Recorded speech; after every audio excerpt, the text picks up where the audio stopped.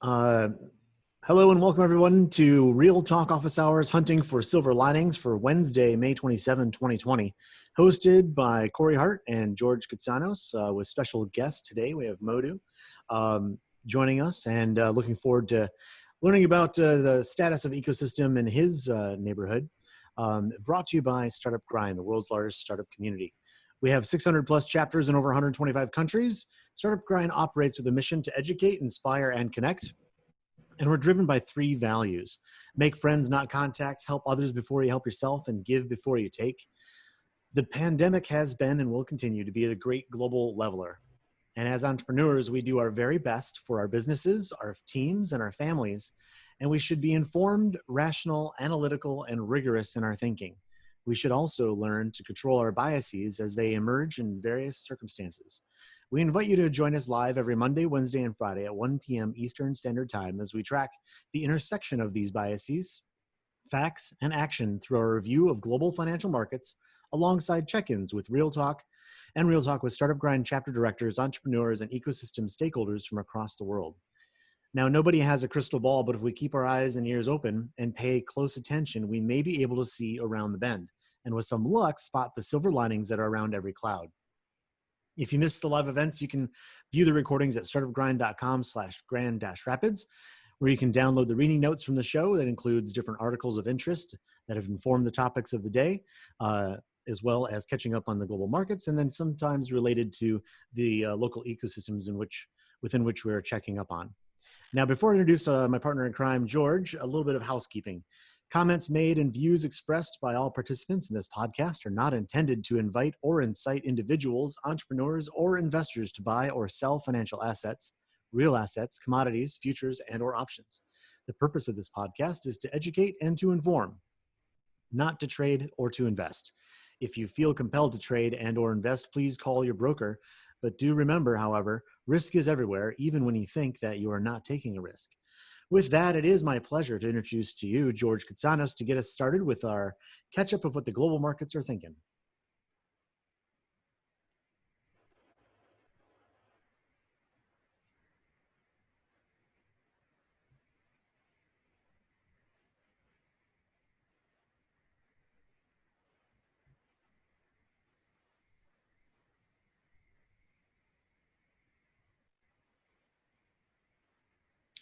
Hey, George, I think your audio is still on mute. Hello, everyone, and welcome to Real Talk. The financial markets seem to be on a continued trend towards recovery. And what we can see from the equity perspective, as you can see here, Asia was strong Monday, yesterday, and today, with the exception of Hong Kong, understandably. From Bombay, 3% up, Korea at almost crossing 2031 index comfortably, Taiwan above 11,000, China, of course, and Hong Kong slightly depressed. Nikkei is close to 21,500, very positive messages. Europe has closed with a mixed performance. However, over the last few hours, we have seen that the European Union has suggested major stabilization and stimulus plans for the southern weaker member states. Here in the US, you've seen that after yesterday's significant rally, the market continues to be positively biased, except, of course, the tech markets that seem to be rattled by what is going on in the relationship with the United States and China. Starting with currencies, you will see that dollar euro is trading just below 110. The reason that the euro has rallied is that confidence is likely to return to Europe. European member states seem to be finally reaching common grounds in stabilizing Italy, Greece, Portugal, Spain, essentially the South that has been hit so hard. And I'll come to this in a moment. when we look at bonds, Asia Pacific, no change. India, 5.75. Singapore, 0.8. New Zealand, 0.7. Hong Kong, just under 0.6. And Japan hovering at the zero mark. The 10-year bonds, as you have seen since a few weeks now, have been trading sideways in Asia. In Europe, the big winners are the high yielders, the economies that have had most of the challenges in the past and continue to do so, namely Greece. Greece is trading at 1.55. We have not seen these kind of yields for Greek bonds for a long, long time. Italy is trading 1.5. Again, despite the economic dislocation, investors are now buying Italian bonds again because of the yield. Germany has a yield of minus 0.4%. Switzerland has a yield of minus 0.5%. So for many European investors, Euro investors, these exotic returns, quote unquote exotic returns in Greece and Italy are very attractive. Here in the United States, the 10-year bond in the US has a yield of 0.7% almost. Again, the softness in the 10-year bond is a good indication of the fact that investors are not buying, at least today, the 10-year bonds. Therefore, the prices fell and the yield rose. Canada is stuck at 0.5% and Mexico just above 6%.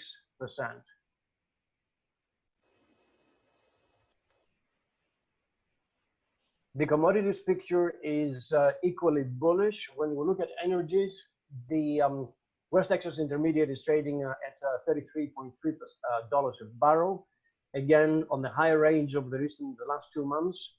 Brent, 35, maintaining a strong bid, notwithstanding the challenges that we see in Asia.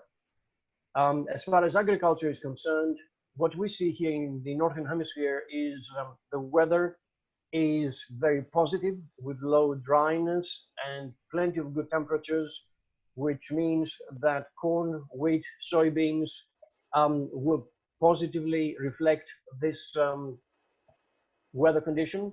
However, soybeans in particular is linked to China trade. China has been buying a lot of soybeans recently from Brazil. So we're looking at today's corn crop progress report at the end of business tonight. And at the end of June, we should have the acreage report. Between now and then, weather is the key for prices. When it comes to gold, we can still see gold trading in the usual range, above $1,700, to be precise, $1,720. Investors are concerned about potential inflationary pressures. We have seen that investors in Canada are experiencing disinflation. So we will see who's the winner. The bond investors who are afraid of prices going higher than normal, or conservative investors. Stocks, we have gone through the key issues here. What is, however, important is to note that the Nasdaq is a little bit under pressure today. With this, I would like to turn over to our summary of our news.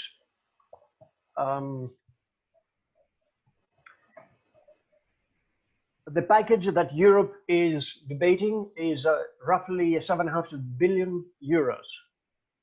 That is, it will consist of 250 billion euros worth of loans and 500 billion worth of grants. The president of the European Commission, Ursula von der Leyen, said this is Europe's moment. The euro has strengthened, the Italian bond yields have fallen, and clearly, Italy is about to receive 82 billion euros in emergency grants and up to 91 billion in low interest loans. That's 170 billion euros in one country. This is really and truly unprecedented. Spain is in line to get 77 billion euros of grants and up to 63. So a total of about 140 billion euros. Greece, 32 billion euros in grants and loans. France, 39 billion in grants. Incredible, incredible show of unity in Europe. Yesterday, we had the Financial Stability Review printed by the European Central Bank. What I want to highlight here is 2 points. First, about the euro area banking sector. Although the banks have increased their loss absorbing capacity, asset quality and profitability is expected to deteriorate amid a weakening of the economic outlook. The second point with regard to financial markets, clearly, central bank measures have helped to restore investor confidence and liquidity, but corporate and sovereign credit risk is on the rise. Lastly, but not to forget, Hong Kong. As we have seen from the news, the situation is getting very, very challenging. Less than half an hour ago, Secretary of State Pompeo announced that the US has certified that Hong Kong is no longer politically autonomous from China, a move that could have far-reaching consequences on the former British colonies' special trading status with the US. Back to you, Corey. Thank you. Yeah, it's going to be very interesting to see how that story develops over these just even today and then through the rest of the remainder of this week. Especially if you take into consideration the Huawei issue. This is a major thorn in China's policy. For those who don't know the story, just a reminder that Huawei has been part of China's long-term plan to build up its own chip industry, and the US is concerned. And now more than ever, China is going to need to have their own chip industry. And all of this as security concerns emerge to be more and more and more of a concern for entrepreneurs and countries and so forth. So thank you very much for that catch up. I'm sure there's going to be some related discussion with that as we get into speaking with our guest. With that, I would love to introduce everyone to our check-in here with the Gambia. We have the chapter director for, is it Banjul, and Modou. Thank you so much for joining us. It's a pleasure. It's a pleasure, Corey. Yeah. And it's really great because as we started reaching out to chapter directors around the world, and I think we sent out a blast of like almost 100. You were one of the first that came through and said, "Yeah, let's do this. This sounds great." So I really, really do commend that spirit, that international spirit, where we are part of a larger neighborhood. And you know what? Now that I had a few moments to speak to you before the program, and then of course, reading up on your LinkedIn and some of your background, that attitude and that spirit of globalization or being from the same block, that's not new to you, is it? I mean, you have quite the history and background in building community. Yeah, I mean, you're quite right. I mean, this is actually one of the building blocks of what shaped me to be what I am today. Coming from a country like Gambia, where community, sharing everything that we have is part of, the growth mode, I can say. You can never do wrong by being very accommodative to global perspective wherever it finds you. So, this is the reason why. And when you get to the level of being a startup grant director and being surrounded with the community hood, then you find out that this is actually very fascinating to share your insights wherever it finds you. Yeah. Mm-hmm. So could you tell us a little bit about your background, like what led you all the way up to Startup Grind? Because you're a fairly new chapter director. You have a little more tenure than I do, but in your background, you have United Nations listed. You're interfacing with the EU. You just were given a really great award last year. Yeah. So basically, I've had quite a bit of background working for international organizations. Before joining Startup Grind. I was also fortunate enough to work for IOM, UN Migration Agency in Gambia. Prior to that, I also worked for the World Bank shortly, and I also worked for UNCDF. So mainly categorically handling research that was linked to entrepreneurship and studying the macro and micro levels of Gambia's performance in terms of entrepreneurship. And this has opened up my eyes to see the gaps that are actually in the market and what I could do.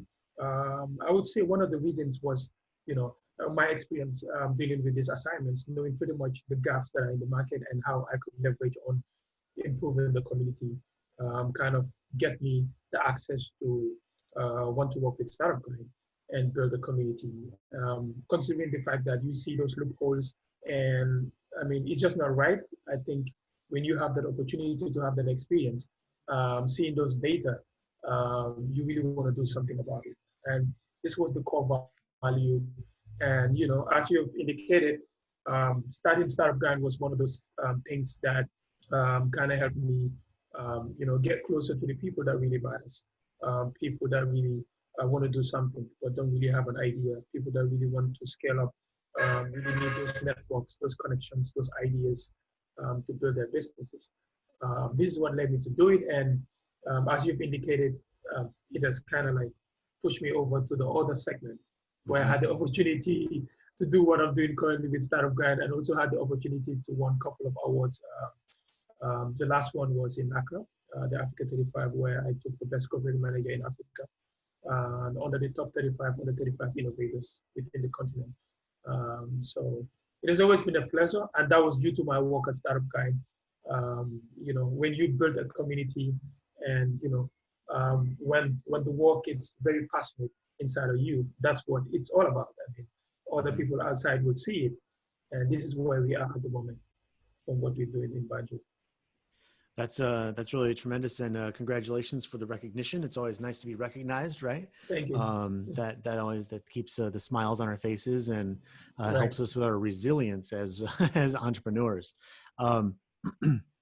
Now, a lot of what we're talking about here on this program is the importance for the entrepreneur at home, like in the local community, to really pay attention to that global market, and or just what's happening in around the planet, and how that really affects what we do day to day as entrepreneurs, and how it opens up opportunities to us. So it seems like you've been maybe a visionary in that regard, and you also are the CEO and founder of your own startup too, in addition to all of this work, right? Would you be able to maybe talk a little bit about how your worldview, as it pertains to the work you do as far as building community, affects or benefits you as a entrepreneur, CEO, and founder of your startup? And I'd love to hear about what your startup is. Yeah. So basically, I mean, I founded quite a couple of startups. One of them is Mandy's Ice Candy. It's an ice cream shop that we've launched in 2016. And also, I've also founded a cleaning company, and currently I'm also building another startup called AMG Ventures. So it's not easy, I would say.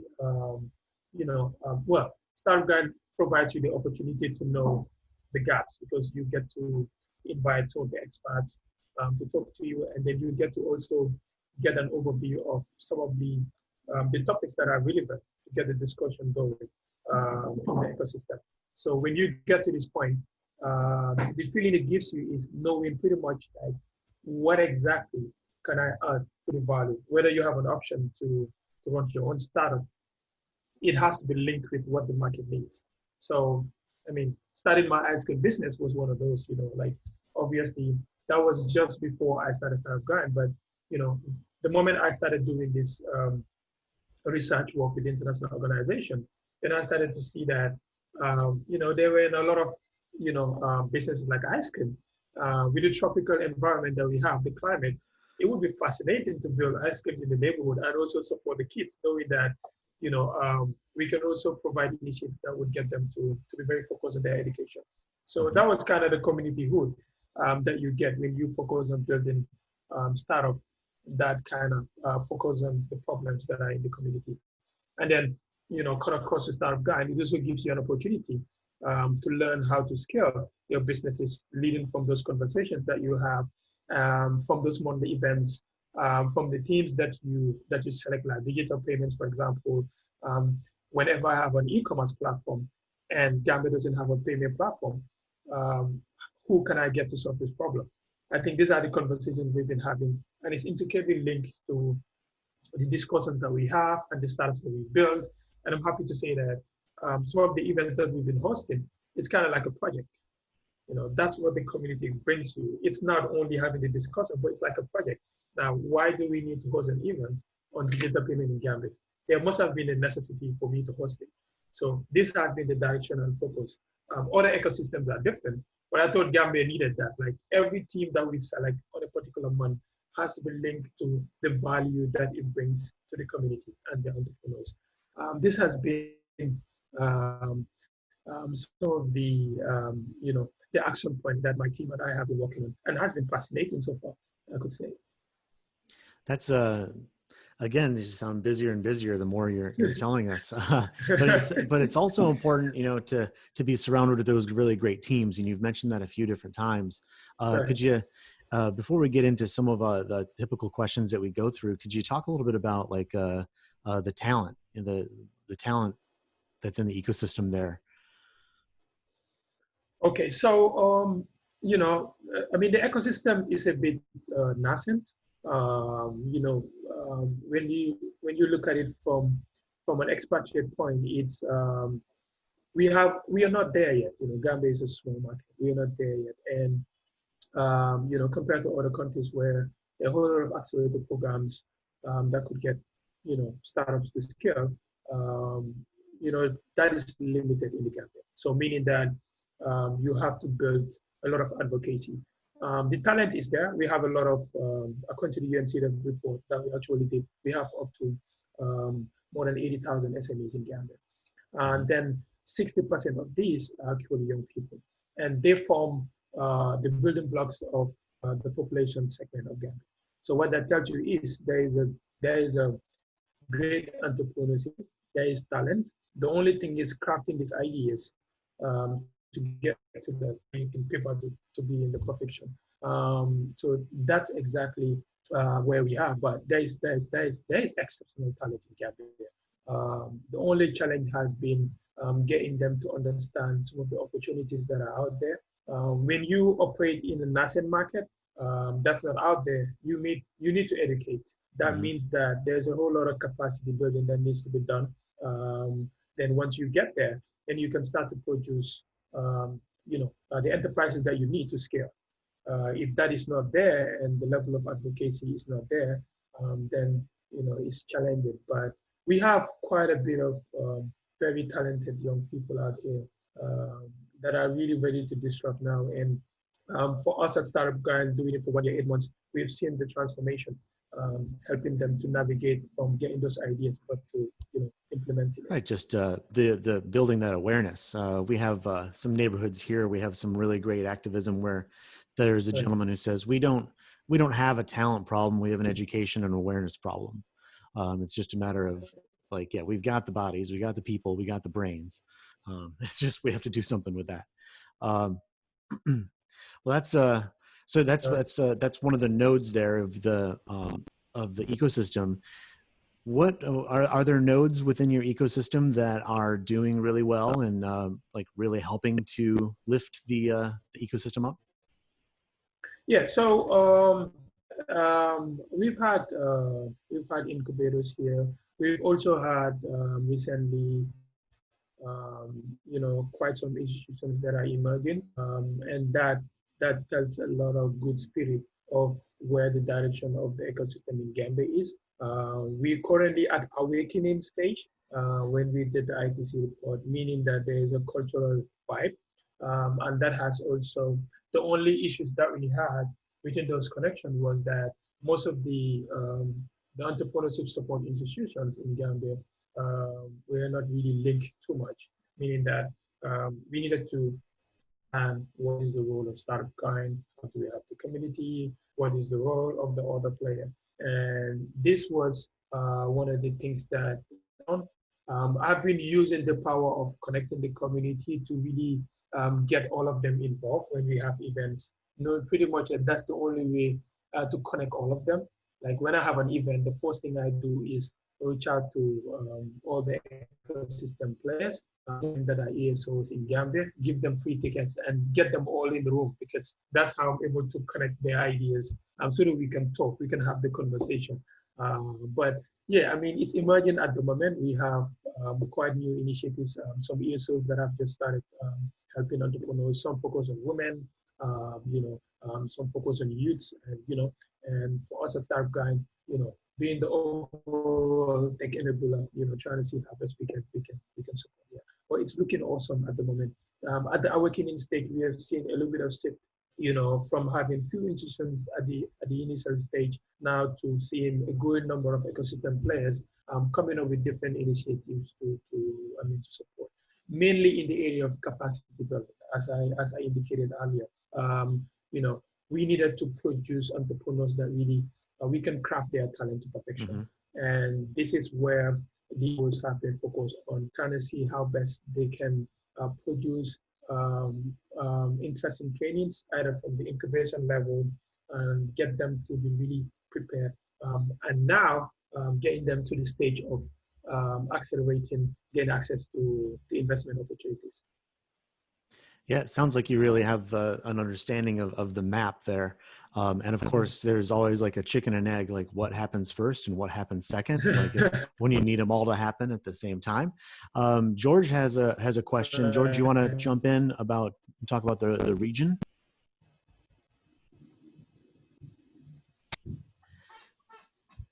Did you hear me, George? Thank you. I was just looking at the map. Gambia is in a wonderful position in West Africa. You have Senegal, you have Guinea-Bissau, you have Guinea, then you have Ghana, not far away, Cote d'Ivoire, Nigeria. There's a lot going on in the area. From Jason Joko in Nigeria to Jinadin Karaoke in Kenya, you have quite a few players who have emerged with wonderful ideas. Do you have access to these networks from where you are? Okay, so this has been, from my experience helping the ecosystem, this is one of the key areas that I'm focused on. I was just having this discussion recently is as part of the initiative that we've rolled on recently is the Village Capital Program, which is connecting us with 23 other ESOs within the region. So I feel like this has been one of the challenges where, the connection within other ecosystem has been really a challenge. You've mentioned it earlier, looking at all the players within the region.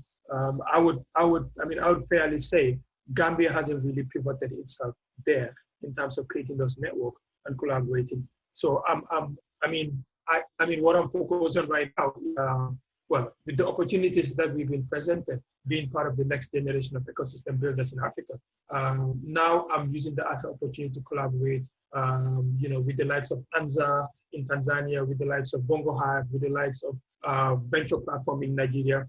These are players that are doing amazing. So, within our geography, I think it's time for us. So I think I'm probably one of the few people using Startup Grind Network to really get to understand what is happening around those regions and how we can connect, get people to attend events there, have access to programs that could improve their business. But not only that, understand how they can scale in those countries. Because what's happening currently is that we don't have a lot of businesses that are actually using those networks across the region to scale their businesses. And this has been one of the key challenges that I feel is really necessary. And if we are not producing businesses that are raising funds, if we are not producing businesses that are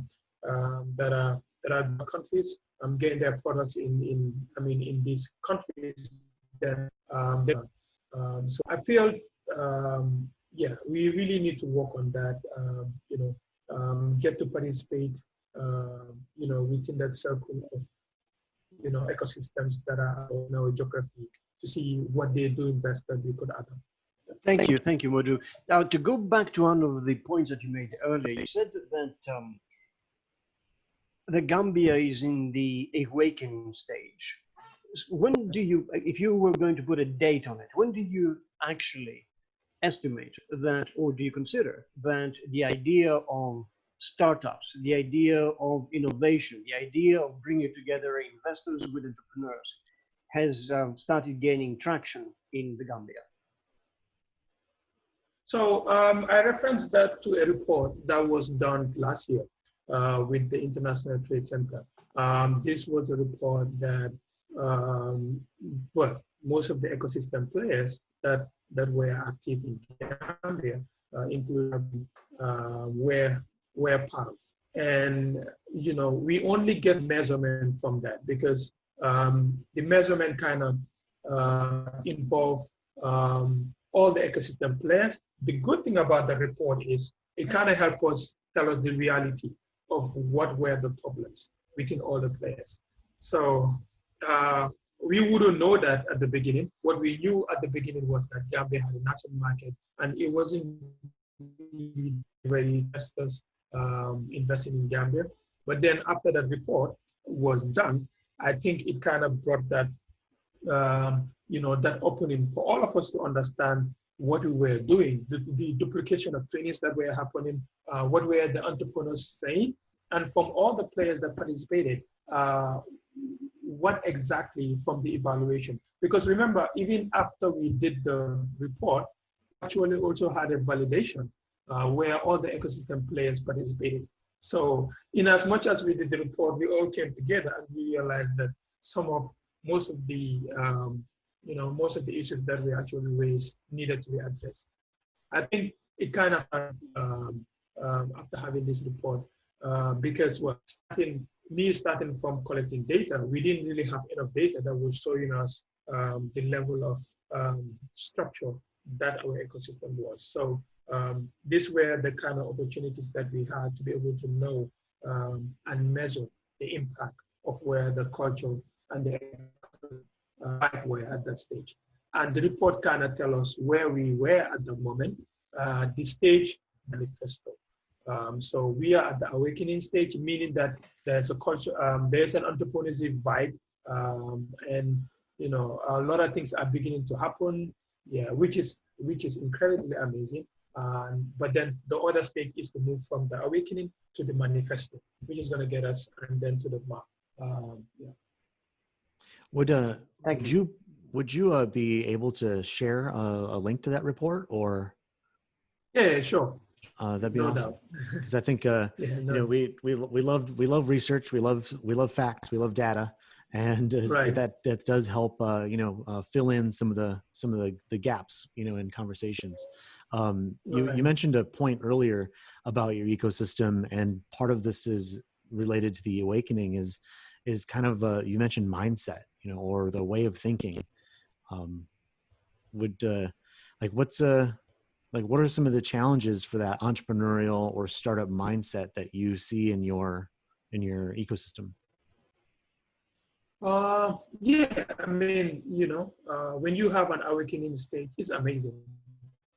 And Gambia Gambia is, one of those countries that currently quite a lot of capacity building that are going on. But some of the extreme challenges that has prevented most of the startup to really surpass that stage, and go to the growth level has been, one of the major challenges that most of the entrepreneurs across the world face is access to capital. But that's, that has been one of the major challenges. And some of those challenges as well, accessing finance has been an issue because, you get to start your business using funds from your family members, different from other ecosystem where you get to have a fund that you can apply for.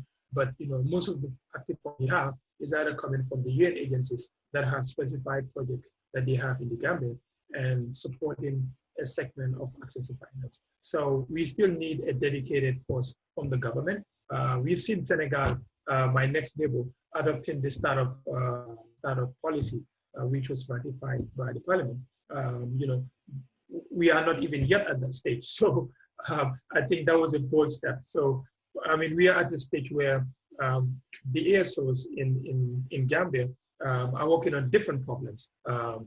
Some of my events have been linked to some of the major problems. We just had the financial inclusion strategy, which was launched by the UNCDF, because you can't have some of these backed up policies by the government if you don't have an inclusion strategy backed by the government. So what I did was, some of the challenges that we had was digital payment. Gambia had to, having payment, when you have an e-commerce platform, you can't receive payment from outside. It's extremely difficult. So meaning even those businesses that we provided couldn't really sell their businesses online. So imagine having to have a business that could have really done extremely well, on the outside, but, you can't have a payment gateway. Extremely difficult to use. PayPal, Stripe, most of these giants were not accessible in Gambia.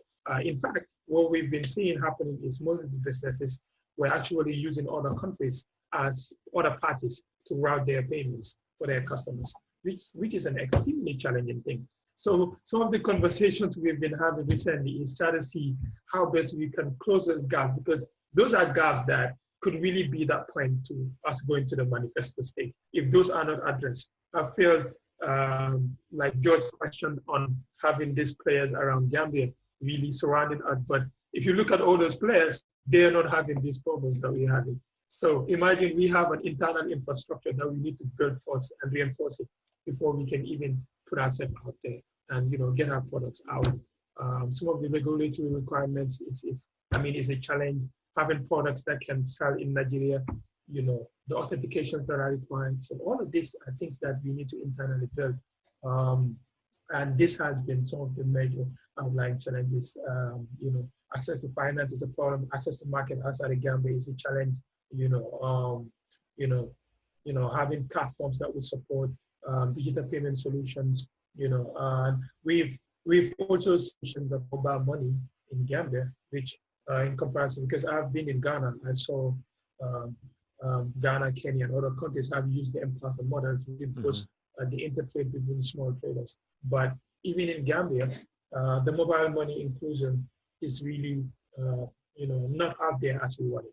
I've had a conversation with some of the experts on, could we not use, if the financial products are really not available, could we use other options like mobile money to boost access for those in the rural areas, in areas where they don't have internet or they don't have stuff? Can they use mobile money to actually exchange goods and services? So these are some of the challenges that we're working on.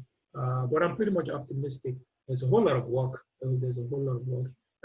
Pretty much the reason why most of my events is linked to problems that are at the ecosystem right now. Yeah. Well, yeah, and as they should be, and that's one of the great things we have as being chapter directors, is we have a lot of latitude in how we can utilize the brand as far as voice. Yeah, when we spoke with the director from Islamabad, he mentioned he was talking about dual economies, and your story about how in order to be a local consumer, you kind of have to be a currency trader at the same time. That's pretty wild. I would like to ask you about your community, individuals in your community. So people that are in your ecosystem, in your startup grind community, are there some individuals and also maybe some investors that have some positive stories, some exciting innovations they're working on and bringing about? Yes. So currently what we've been seeing is, in fact, we've been seeing quite a bit of individuals. Some are working with them to support, because they have found some of the solutions that has been some of the problems in terms of either digital payments, helping some of the startup get their online sales get them running. So we've had some individuals that have done extremely well. So what we do is try to get them to be in communities where they can advise the startups that are having difficulties. Investors, we don't have a lot of that. We've already started to see the forming of the Gambia Investment Network. And my last event on Access to Capital, I had the pleasure to invite the MD that was responsible for setting up that. And I thought it was a good drive to have investment networks in Gambia. I'm also currently working on one that is launching very soon with some of my folks in the US to kind of put an investment tank. That is not happening.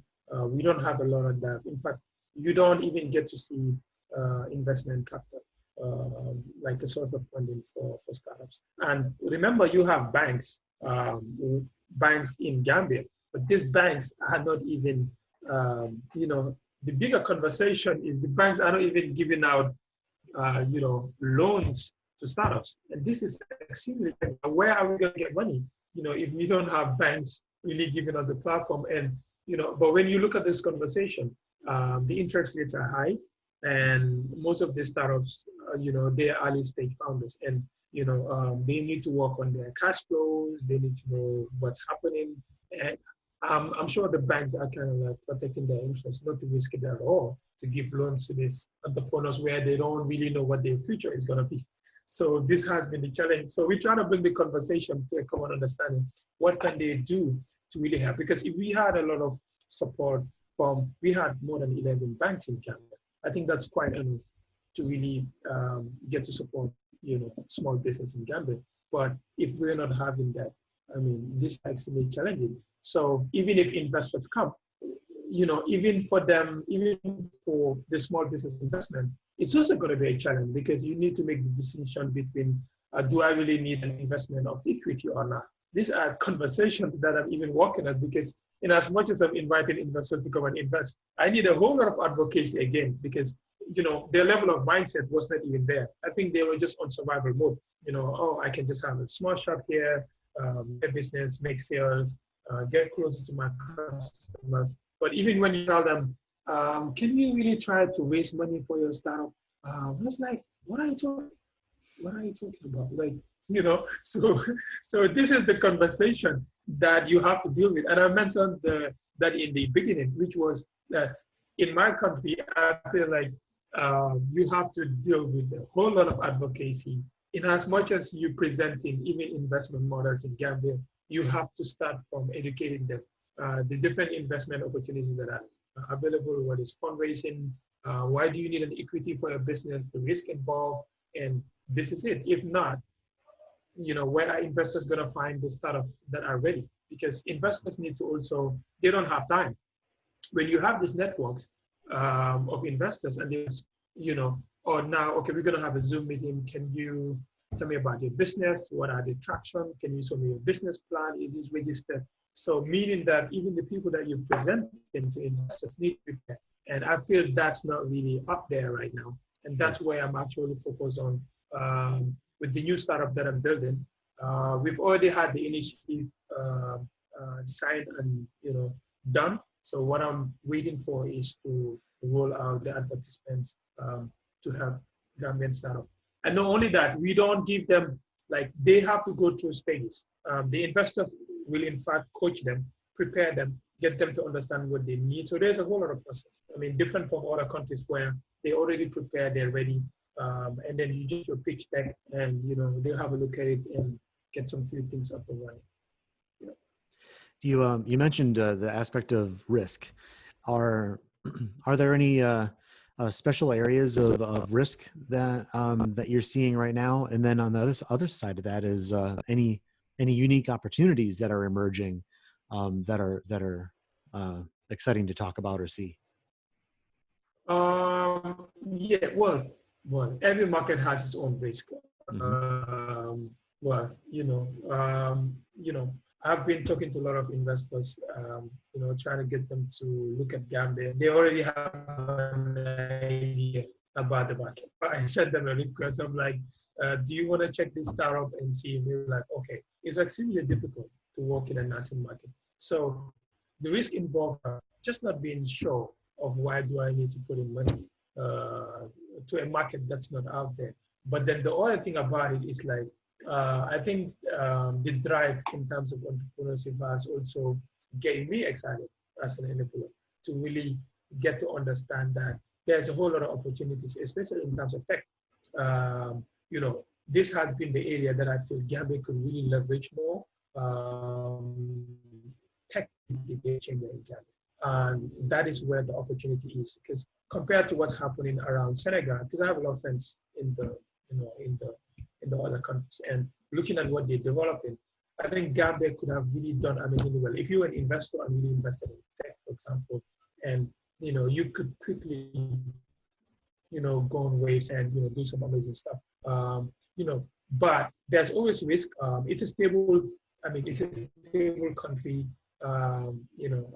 Where people are really okay, nice, welcoming. So you don't really have a lot of problem getting shut down or whatever with your business. There's a whole lot, and new schemes are being developed by investment agencies to see, those that are under the government to see how best they can help put out investment opportunities like lesser tax for those that want to start a business, opportunities like slashing the tax rate for small business owners. These are things that we're doing to try to encourage the culture of people going in for the Gambian market. This cuts across to also those that are involved, especially the tourism board that are involved in selling Gambia. I'm trying to incorporate that more data of getting investors to know that, when you invest in this type of business, these are the opportunities that you have. We don't charge you for this year. You get exempted for this kind of tax, tax, for example. And I think these are things that are extremely important for people to leave other countries and come. What opportunities are there? The amount of regulations, that would allow me to operate freely without having issues. Yeah, but it's a completely different culture right now, and whoever wants to come, definitely, you're welcome. That's awesome. So are there, with that invitation, what are there specific kind of people that you're asking to come and participate? Well, I feel like it is even in terms of tourism, that's 20% more or less on our GDP, and that's quite a lot. It tells you about the enthusiasm of people wanting to fly in the country to enjoy, the sun, the sand, and the sea. And when you bring an investor, I was fortunate enough to bring an investor in the Gambia to speak at one of my events. But these were some of the most interesting checklists that you want. What's happening in the country, how stable it is, because you want to also invest in a country that's really stable, security-wise. Am I really safe to be in a country like this? Am I really safe to put in a lot of money here? What is the security? So it's okay that I feel everybody should try. Even if you are spending a little bit of equity on small businesses, I feel there are great opportunities that are out there for people to take into. And yeah, it's open to everybody. Whether you're a venture capitalist, whether you're investor, whether you invested in early, early stages, pre-seed funding, seed funding, whatever stage you want to invest, it's open in the market. I think now we are graduating from that stage of working into getting them to the manifesto, where we were pretty much ready to take up any investment deals that comes forward. Well, thank you very much. I know we're kind of running up on time here. I want to let George jump in with any last minute questions. It is quite a challenge to be at ground level, isn't it, Modou? Yeah. But it is. But at the same time, the sense of fulfillment, because essentially what you're doing is you're sharing knowledge and you're spreading knowledge at this level. So I think it is really impressive what you're doing. Just listening to you, one of my first questions was, okay, what about infrastructure? Have you got adequate bandwidth? Do you have a cost of internet connection that is sufficiently cheap to facilitate the growth of digitalization of the economy, for instance? Yeah, I would say, well, this is also an upcoming challenge that has been really frustrating a lot of the people I know. I feel that our economy should have provided us, and the players and the regulators should have provided us the opportunity to provide us with access to really quality and affordable internet. This has been, well, I am pretty much frustrated, to say the least, that Gambia's internet connectivity is is really way expensive for the normal individual. And when you want to build a tech ecosystem, all the young ambitious to participate, you really need to provide that infrastructure. And I want to say that that is one of the main challenges that personally as an ecosystem enabler that I feel the authorities should really work on. Considering the amount of youths that are actually interested in tech, if you don't give them an opportunity to have access to quality and affordable internet, then you're creating more of a challenge for them to even interact with the outside world, because you run out of data quickly, and it's expensive. So this is extremely one of the things that I feel really needs to work on. It's definitely not fair considering where Gambia is in terms of our economic structure. 20% of our GDP comes from remittances, meaning that we have a lot of dependency on people abroad sending in money. And not only that, even with the tech ecosystem drive, I mean, you see a lot of young people having the drive, but one of the main complaints is, high cost of internet. And I feel it's really something that that needs to be wrong, George. And it's a major challenge. It's a major challenge, I guess. Yeah. On my side, the last question is really straight. What are your potential sources of funding as a startup founder in the Gambia? Two things. Okay. I mean, you leverage the power of your community. And what I've realized lately is that Startup Grant has provided me the opportunity to know how can you build that clientele? How can you build that trust, even with those that you want to invest in your business? I think, most of the sorts of funding for my startup, has been coming from amazing friends, like a normal, typical Gambian style. People, family and friends that are willing to support you, to put money in your business. But I think now what I'm looking at is also trying to see how best, we can build, startups, external funding as well, either to raising capital, either to fundraising. I think it's highly needed because when you don't have, a lot of access to funding opportunities, I think it's important to also build businesses that could also look at for external funding and try to investors outside to really come in handy. But for now, you can say that community hood allows you to get funding from family and friends. For now, these are the sorts of funding. As a startup that has been helping me and some of the people that I know to really move their businesses forward. Thank you so much. The one of the last things that we like to ask our guests here is what's some of the more common advice you're giving at this moment to your community, people that are coming to you either through your email or your cell phone or Slack channel? Like what advice are you finding that people are coming to you for?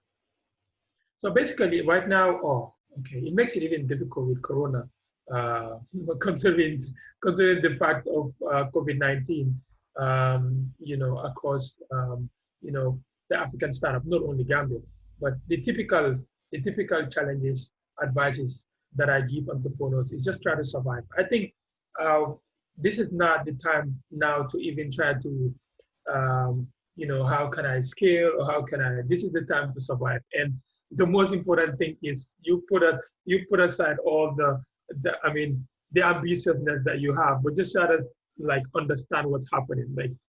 How can I get my business to just get out of this, situation right now? I think that's the way. So in all of the advices that I have for most of the small business owners that I communicate with, it's either I'm telling them to focus on that particular product that's giving them the sales right now. Because, before you can look at all the varieties of products that you might want to get out there. But I think now it's more of about what's working. Where do I get this income? What's working for me? Because you want to survive. Everybody's protecting that zone, knowing that you don't want Corona to get you at the back end. Because Mhm. if you want to dream too big at the moment, it could cost you a lot, because you have to be very cautious of your spending. You really need to know what's working and what's not working. Some of the businesses that are really emerging, if you were not selling online, what can you upgrade? So these are the advices that we're giving out. Like, let them pay attention to the area that could generate traction for them right now, and forget about all the annual plans that they had. So now is the time to really, yeah. You It's have to true. be honest with them, because even myself, I'm hosting events knowing pretty much on what I could leverage on, because I had to shift from the in-person events to the online, meaning that I have to be forced to shift. So whatever plans I had, it's completely out of the way. Now it's more of about understanding what can we leverage. When I have these conversations with people that want to partner or sponsor, the conversation is pretty much simple. What we're doing at the moment, what counts, and what can you do? It's not as usual, you have to pay a partnership or sponsorship deck of this amount. But now, what can you support the community? What can you do? I think this has been the advice that I've been given. Considering the market that I'm in, it would be a disaster if you see small businesses going into things that could really get them at the back end. I think it's more Sure. about you're a small business. You have to be very smart right now. Don't do too much. Stay focused and get out of this mess. And once we're out there, then you can start at looking at the annual plans that I had, the sales forecast that I can work on with my partners. How can I expand? But this is not the time to look at all of those. That makes a lot of sense. George, any last thoughts before we have to say our goodbyes? I just want to congratulate Modou for these last few points that you made. This is exactly what the spirit of startup grind is, and outstanding, really outstanding.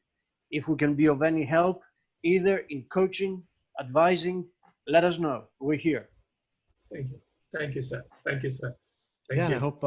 I hope that we do get to see each other eventually at a global event, and maybe Indeed. share a meal together. That would be great when that's allowed again. Absolutely. Absolutely. It will um, be great. and then what we'll be doing is we are checking in monthly with the directors that we speak with, kind of just sort of taking the temperature, sort of like thumbs up, like neutral, thumbs down type of thing. Um, But yeah, really grateful for your time today, the Thank energy, you. and obviously, you are an incredible value for your community and the region there. So congratulations on all of the accolades. And then also you told me about the AWS partnership that you just inked. So congratulations on that as well for your, that's going to benefit some startups too. Thank you. Thank you, sir. Thank you. Um, It's a pleasure to be here with you guys to share my insights. Thank you so much. Yeah, and we will keep in touch. So thank you very much again, Modou. Ladies and gentlemen, we'll see you here every Monday, Wednesday, Friday, 1 p.m. Eastern time for hunting for the silver linings, because they are out there. They're out there. Modou's just told us about a bunch of them. We might have to just travel for those beaches pretty soon there, George. So anyway, thanks again, Modou. All right, bye. Absolutely. All right. Thank you. All right. Thanks.